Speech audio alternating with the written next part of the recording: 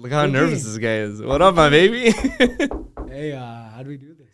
What do you mean, how do we do What it? are we doing here? We're starting up a podcast. For what? I don't know. But we're going to be talking our asses off. All right. I like that. Mm-hmm. Honestly, I think we should focus on, like Dearborn and Dearborn Heights. I like that. I like it. That's where I'm from. I'm from Dearborn. There's so much stuff going on over there that a lot of people don't know about, don't talk about. I think if we can, let the people know, what's going on in the city, new stuff to come, where we came from, how much we love the city, how much we enjoy being there. Yeah. I think that's huge. But honestly, bro, we're talking about all this shit, and we don't even have a name. What are we going to call it? I know we threw out a couple names, but what are you thinking about? Man, I'm not going to lie. I'm thinking about something called Garage Talk. Okay. Why Garage Talk? It's in our community, in our culture too. A lot of the people, what we do is we chill in the garage. Typically, we're talking smack, or we're doing some type of activity where we're having fun. We're enjoying our time with our people. But that's where like a lot of the conversation happens. It's like in the garage. So if we're gonna make it about the community, I think that's a good name. I like it. So honestly, because all of us boaters, all we do is we sit in our garage. Yeah, smoking narghile. You probably got a subia in there. 100%. Or you got a split unit. Yeah. Or if you're Joe, you got the freaking space heater. Oh, yeah, absolutely. This guy got a space heater. I know guys that put like a space heater next to each one of their feet. Yeah. Just so that way they could stay warm. Man, it's crazy. We all just love to sit in the garage. Yeah, man. But yeah, I like it. I like it too. I like the name. I like it too. How long you're living in Dearborn Heights right now? How long have you been living in Dearborn Heights? Dearborn Heights since 2013. So since I graduated high school. Wow. Yeah. It's a long time. Yeah. Were you always there? No. Actually, yeah, for the past, what's it been? It's been 11 years. Mm-hmm. Yeah, we've been there for about 11 years now. Okay. I moved out of my parents' house after I got married about 4 years ago. And ever since then, just everything is, I just like to stay there. I personally, I don't think I'd ever leave, but just because I love, the structures of homes. I love the neighborhoods. I love the subdivisions in Dearborn Heights and even in Dearborn. So, either or, but I don't think I'd ever get out of those two cities. No, for sure. I mean, it's a community too. So you got to think about it like this. So I've been living in Dearborn literally my whole life since I was born, since I was 25. Okay. Well, until I was, I turned 25. I just turned 25 not that long ago. And, I don't think like I would ever go anywhere. Like if I were to try and like even debate on moving to another city, it's like, I think about it, but I would probably never do it. It's so convenient. Like you're around everything. There's all the grocery stores, all that stuff. There's a lot of people that love or think they love to go to Canton or they love to go to Livonia. The close areas to Dearborn Heights. And then they tend to realize like, man, I can't leave the city. They really can't. And Canton and Livonia, you do get a better bang for your buck. You are in a bigger house, For me, I would rather lose some of that square footage, lose some of the space I have in my backyard. Yeah, but be around your people. I don't want to call it my people. Yeah. I hate saying that because I like to say like we're around. These are the people that we grew up around, obviously. But for our people, it's the community that we've built. It's huge. It's a huge base, and I think that's very important. Extremely important, especially when you're trying to raise a family in that city. I think so too, and it's very tight knit. Yes, that's what I love about it. Absolutely. And it's culturally diverse too. So you got your Lebanese community, you got your Iraqi community, you got your Yemeni community. You got foods from all over the place. You could drive 5 minutes and then you got a strip, literally a whole strip of just like food on Michigan Avenue. If you were to put a restaurants, number, how many restaurants do you think we have in Dearborn Heights? I don't know the statistic. I don't know it, but how many do you think we have? Oh man, that's a tough question. If I were to put a number, maybe like 1,000, 1,500. Honestly, I think that's high, man. Is it? We're talking about all of Dearborn and Dearborn Heights. There's no way that's high. There could be a possibility we're close. I don't know. I could be very far off, too. I can't even throw, and you could be very far off, too. But I don't know where that number is. I really don't. So maybe it's possible. Very possible. But yeah, like you go, and each city has its own diverse kind of food structure. So like if you go to West Dearborn, you're getting a more of a classier dining experience. That's true. Whereas if you're going to the east side, you're like Bahamas, for example. So yeah, like stop and go type stuff. Yeah, you're just stopping in there, getting a sandwich, and leaving. And man, badass shawarma sandwich though. Fire. Extra tarator. Yeah, absolutely. Hey, but the food is crack though, man. It's there's a lot of stuff opening up. Yeah, a lot of people coming into Dearborn Heights to bring their businesses here too. 100%. You know why? It's because our community, we're all just fat fucks. Yeah, because if you want to bite at 2:00 in the morning, bro, you can get it. There is no community in the world. I'm convinced in the world that eats out late as much as Dearborn does. I know, Actually, man. we're talking about the Middle Eastern countries are excluded. Because we're always eating. We're always hungry. Bro, Middle Eastern people just love to eat late night. I agree. That's why we all got guts the size out here. Yeah. And we can't get rid of them. And where do we eat late night? Oh, my God. In the garage. In the garage. Or in the basement. Or in the basement, too, yeah. And the basement's nice, too. Yeah. But I think we brought up basement talk, too. Did we? Yeah, we said we should do basement talk. Yeah, we did. Yeah, but I like garage talk. But garage talk, that's where it's at. That's the sound vibe. like big boaters here. I agree. Okay. So how diverse do you think Dearborn is? Dearborn's very diverse. So we're a very heavily populated Arab American community in Dearborn and Dearborn Heights. But we also got Hispanic, we got white, we got black, it's very diverse, extremely. Mm-hmm. So when we look back on that, we're like, so the people that know us in Dearborn, they say, oh yeah, Dearborn is just all Arabs, or it's all Arabic people, or it's whatever the case may be. And that's not the case. Mm-hmm. You know, like I think our community has taken it in that we are so heavily populated as an Arab American community that we basically say there's people from other cultures and other religions that are looking at us and kind of reflecting into our, how can I say it, like our atmosphere. You're right. They come in, they say khayye, they say bro, they say cuz, and they talk like us, and it's more of like a lingo now. Yeah, and I love that though. Cities of Dearborn and Dearborn Heights, it's more of a lingo. And I think that's what makes our community so diverse, is that when you got other religions and other cultures and other people picking up on the stuff that we talk about on a daily basis, like it's completely different. And, you know, they'll talk about the moms who used to throw the shahatas at us. And they'll talk about, they'll see them. And, you know, these people used to come over our houses. They used to come meet with our families. And they watch the way our moms are with us. Yeah. And they see that stuff that we're doing. And it's funny. It is. But I don't know. What can you touch on it? So to your point, I honestly, you probably worded it perfectly, and in regards to like, oh, how diverse is it, and how kind of like somebody that's not from the city could come in and look and be like, wow, like it's very, like you said, Arab populated, Arab dense, whatever it may be, but like. For the people that don't live there, that don't live in Dearborn, that don't live in Dearborn Heights, and don't know the community, and are kind of like looking at it from like the outside looking in, it's Arabs only. That's what they look at. That's what they see. And that's not the case. But then you open your door, like in the morning, you're getting ready to go to work, whatever it may be, and then you got a friendly neighbor, always saying hi. Everybody has a smile on their face. Everybody's so nice, and honestly, like you really can't ask for more than that. No, you really can't. You really can't. Yeah. It's crazy because when we do talk about the diversity of the community, we look at how we are amongst each other, with each other. So like we have a few festivals going on during the month of Ramadan.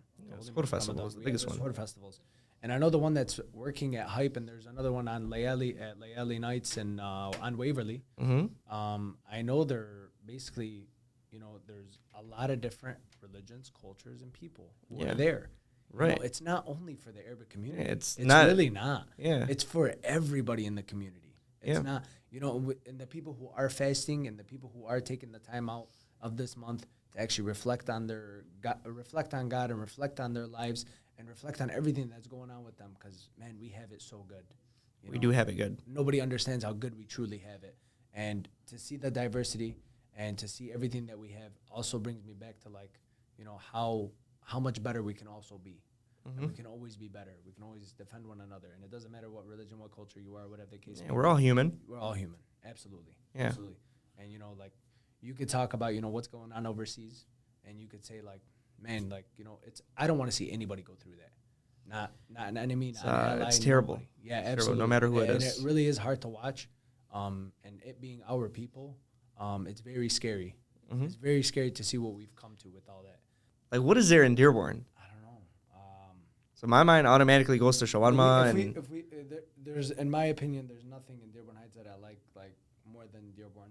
I'm a huge mashewi guy. Okay. Huge mashewi guy. I see where you're going with it. I love the barbecue grilling. Especially when it's right in front of you. You got the charcoal lit. Absolutely. It might have to be this little, hole in the wall. DMM. What is that? Like DMM. Dearborn Meat Market? Yeah.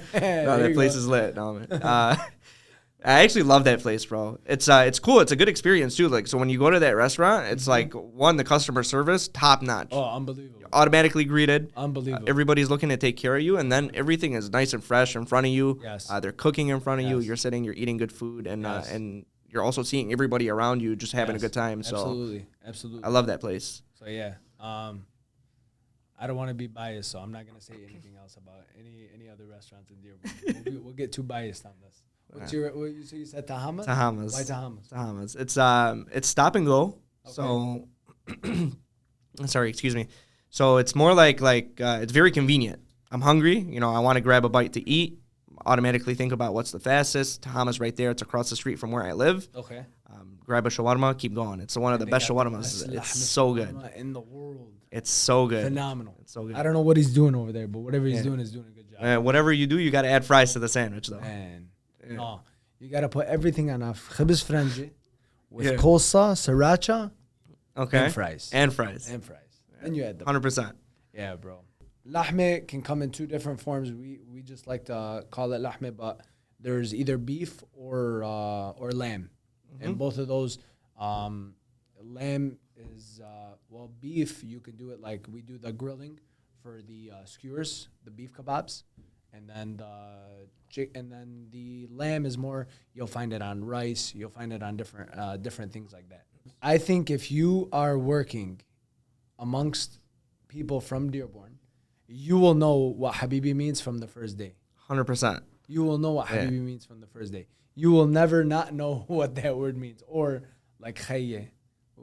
I think if you're not Arabic and you're around me, you know what khayye means. Yeah. So a lot of the times I'll come into the office in the morning and Brian Fernandez, he's Spanish, one of my favorite people ever. And I'll just look at him dead in the eye and I'll say, Sabah al khair. And I did that for maybe like a week in a row. And he's looking at me like, what does this mean? What does this mean? Finally asked me, like, what are you telling me in the morning? Yeah. I'm like, bro, it just means good morning in Arabic. The next day I walk in, what up, Brian? Sabah al khair. He looks at me, he's like, Sabah al nur. He learned What it. Did he ask?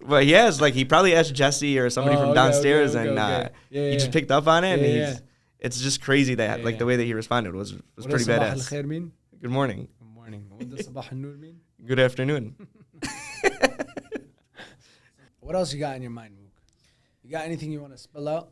Yeah, actually I do. It's a very serious topic. Okay. But bro, the driving in Dearborn, I actually can't stand it. I'm being dead serious though. I know you're laughing, but I'm being dead serious. This podcast is supposed to be regarding real estate and all the things that we do in Dearborn. We're not here to tear on everybody. We're not tearing on nobody. You're shredding them, bro. I'm not shredding them. But the driving is terrible. The driving is so bad. And then you got the Hajia who has the phone in her scarf. Yeah. And then you got the guy in the scat pack who's whipping 60 down Ford Road with the breeze in his left hand. Hold up. Don't talk about anybody with a scat pack. Yeah, because you used to own one. What about you? I used to own one. You hit it. You're right. Twice. I did. No, once. Oh, was it once? Okay. Yeah, the second one got stolen. Yeah, bro. Come on, you can't talk about the scat pack, bro. When you used to whip the shit out of that thing, bro. I used to be really bad at driving, bro. But like growing up, you mature. It's not something that you want to do anymore. But I automatically get road rage as soon as I get into Dearborn. Once I hit Ford Road, it's done. Yeah, absolutely. I try to drive as slow and as calm as possible because, it just gets a little hectic. It does. And a lot of people just they're not courteous to the people around them on the road sometimes. People have their own things that they're trying to get to place to place to place. Yeah. And, have you driven this month of Ramadan before Iftar? Yeah, I have. Yeah. Hey, if I tell you it is a shit show in every single city. Every single occupying city around us, it's a shit show. You know what's wild is what are you doing it for? You're gonna shave off 2 minutes off your drive? Mm-hmm. Yeah, absolutely. It's not worth somebody's risking somebody's life. Shave a couple minutes off. That's all it is. A couple minutes off, and that's it. Yeah. So during the month of Ramadan, I've probably been fasting since I was 9 years old. Haven't been the perfect Muslim since 9 years old, but I've fasted since 9 years old. I think if you are fasting this year and you are taking that time out and going through the struggles that everybody's going through when fasting, because fasting isn't easy. You know, you're fasting for 16, 17 hours in the day, no water, no food, no nothing. And you try to sin the least amount in your day. So not try to cuss, not try to do those things that are bad for our soul. But if you are doing those things, I want you to know how good you have it. How good we have it as people doing that. You do have it good. It's I mean, honestly, there's health benefits to it. Absolutely. But it's mental clarity on top of everything, and then too, you're getting in touch with your religion. So, 100%.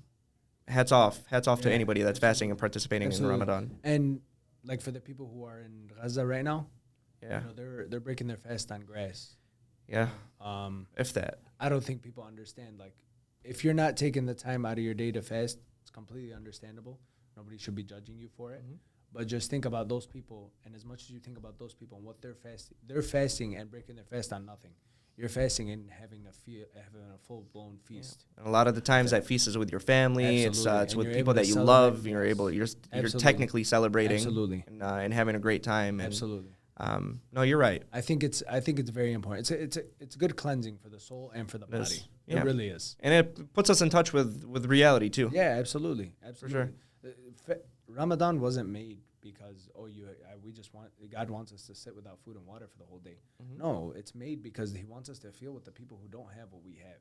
Yeah. Because there's always going to be somebody doing better than you, and there's always going to be somebody doing worse than you.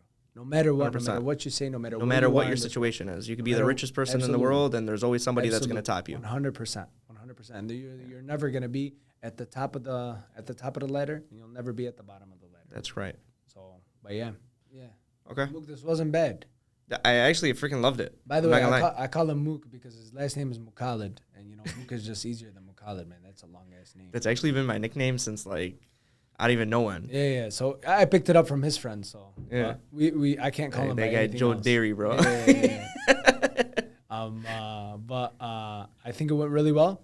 Honestly, I feel like we. It was a good first episode. Absolutely. It was a good first episode. I think we did really well too, and I love it. Garage Talk. Yeah, Garage Talk. That's different. I think that's the name. For the people who are watching, we'd like for you guys to like, subscribe, and follow us. If you guys have anything that you guys would like for us to talk about, we can discuss any topics that you guys feel the need to. So please send us a comment, send us an email, send us a chat, whatever the case may be. We want to hear what you guys think. Thank you so much. Thank you.